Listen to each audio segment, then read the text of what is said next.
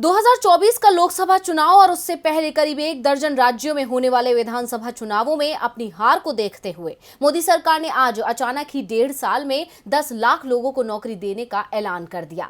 हर साल 2 करोड़ नौकरी देने का वादा करने वाली सरकार अपना पुराना वादा तो पूरा नहीं कर पाई। ऐसे में ये वादा भी पूरा होगा या नहीं, ये बड़ा सवाल है। अब इस पूरे मामले पर विपक्ष भी मोदी सरकार को घेर रहा है। वहीं सरकार के इस ऐलान के तुरंत बाद रक्षा मंत्री राजनाथ सिंह ने भी एक योजना का ऐलान किया। क्या है वो योजना, ये देखते हैं इस रिपोर्ट में। मोदी सरकार ने सत्ता में आने के लिए जनता से बहुत से लुभावने वादे किए थे, जिनमें से एक वादा था हर साल 2 करोड़ नौकरी देने का। लेकिन सरकार का ये वादा जुमला साबित हुआ और देश में बेरोजगारी दर लगातार बढ़ रही है, जिसके चलते विपक्ष के साथ साथ बीजेपी नेता भी मोदी सरकार पर हमलावर रहते हैं, जिसको देखते हुए मोदी सरकार को आगामी चुनावों में हार का डर सता रहा है। और यही कारण है कि सरकार ने अचानक से 1.5 साल में 10 लाख लोगों को नौकरी देने का ऐलान कर दिया, जिसके तुरंत बाद रक्षा मंत्री राजनाथ सिंह की तरफ से भी एक घोषणा की गई और वो घोषणा थी अग्निपथ योजना। बता दें कि इस योजना के तहत 17.5 से 21 साल की उम्र के 46,000 लोगों की सेना में भर्ती की जाएगी।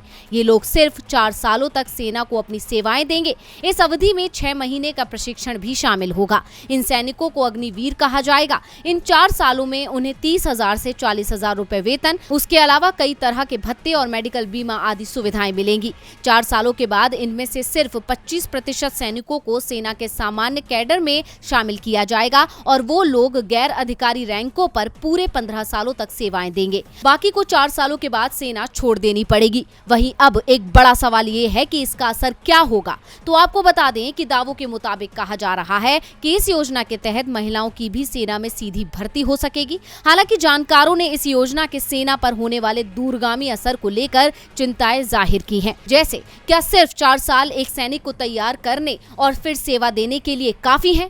जिस सिपाही को मालूम है कि उसे सिर्फ 4 सालों तक सेना के लिए काम करना है, तो क्या वो पूरी लगन से सेना की सेवा कर पाएगा? इसके अलावा क्या उसे इन 4 सालों के बाद फिर से नौकरी ढूंढने की चिंता सताती नहीं रहेगी?